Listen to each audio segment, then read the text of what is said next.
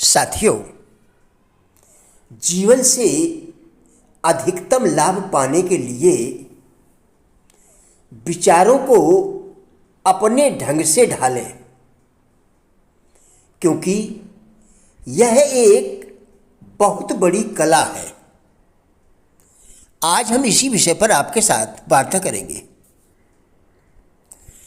अपने मन को सुंदर पदार्थों की ओर लगाएं। मृत्यु, बीमारी और कष्टों के विचारों को हटाकर स्वास्थ्य और सुख के विचारों को मन में स्थान दें। ऐसा करना भले ही सहज ना हो, परंतु यह असंभव भी नहीं है।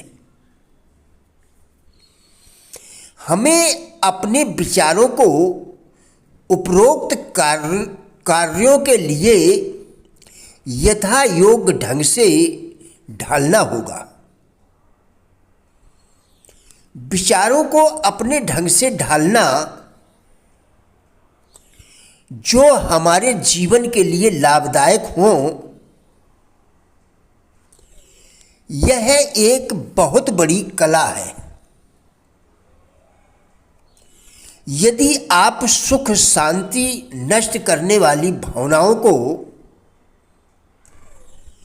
अपने से दूर रखने का प्रयत्न करें, तो निश्चय ही आपको उनसे छुटकारा मिल जाएगा। प्रेसिडेंट रूजवेल्ट बड़े ही प्रतिभाशाली और सुयोग्य पुरुष समझे जाते थे।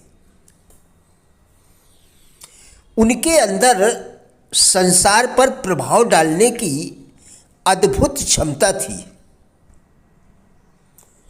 वे पूर्ण विवेक से काम लेते थे। किसी भी काम को करने से पहले जब तक उनका मन, मस्तिष्क और विवेक पूरी तरह से आज्ञा न देता था, तब तक वे कोई भी काम नहीं करते थे। उन्हें विश्वास था कि जिस काम को करने के लिए मन, मस्तिष्क और बुद्धि तैयार हो जाते हैं, वही कार्य सही ढंग से संपन्न होता है। आपको जब भी कभी ऐसा लगे कि किसी प्रकार की चिंता आपके मन को प्रभावित करने लगी है, तो आपको इस प्रकार सोचना चाहिए। आत्मा निर्दोष है। आत्मा में सुख, शांति और आनंद विद्यमान है। दुख और चिंता आत्मा में नहीं समा सकते। ऐसा सोचने पर आपको अनुभव होगा कि आपके मन में कुविचार नष्ट हो रहे हैं। उस समय आपकी शक्ति पुनः जागृत होने लगेगी और आपको अपने अंदर बदलाव होने की अनुभूति होने लगेगी। 15 सेकंड तक अपनी क्षमता प्रदर्शित करने के लिए खिलाड़ी को 15 साल तक अभ्यास करना पड़ता है। जीतने वालों की तकलीफ बर्दाश्त करने की शक्ति बढ़ जाती है, क्योंकि उनकी मेहनत सिर्फ खेल में प्रदर्शन करने तक सीमित न रहकर उसके चरित्र को भी ऊंचा उठाती है। भाग्यवादी नजरिए से उबरने का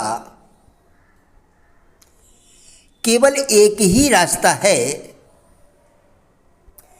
कि हम जिम्मेदारियां कबूल करें। किस्मत पर यकीन करने के बजाय वजह और नतीजे के सिद्धांत पर विश्वास करें। जिंदगी में कोई लक्ष्य काम, तैयारी और योजना से हासिल होता है।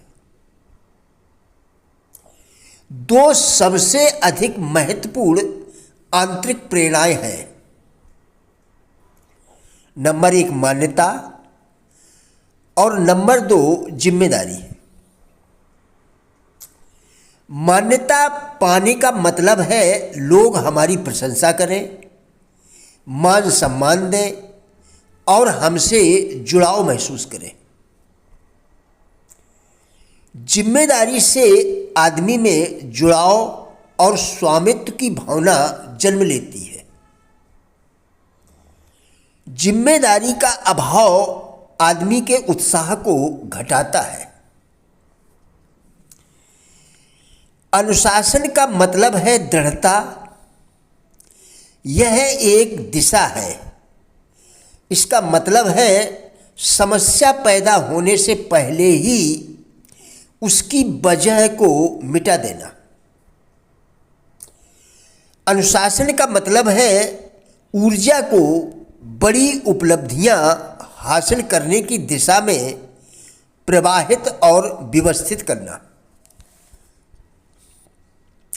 अनुशासन प्यार के इजहार का एक तरीका है।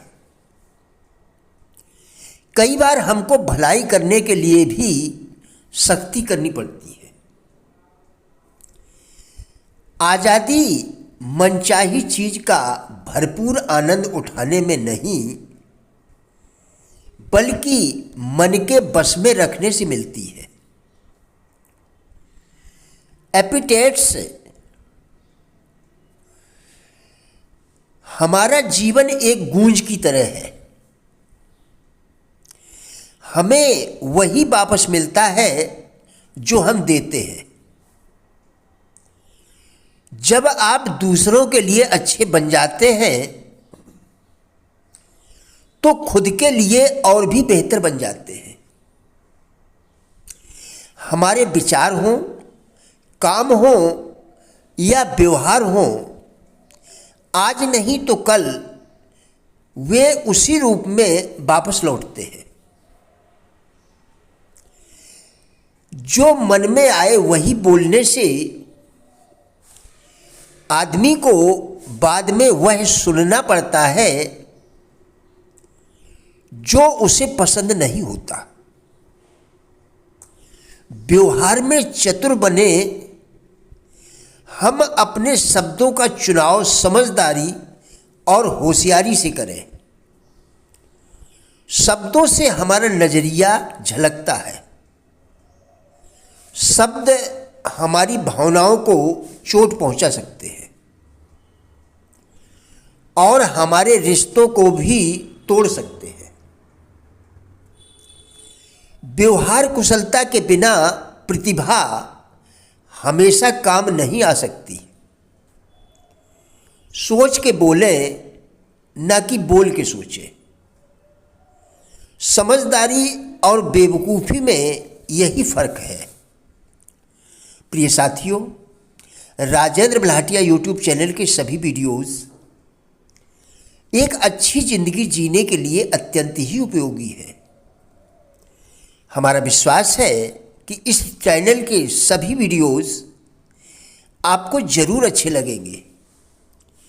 कृपया चैनल को सब्सक्राइब करें, जिससे इसी प्रकार के और भी वीडियोस आप लगातार देखकर अपने विचारों में परिवर्तन कर सकें।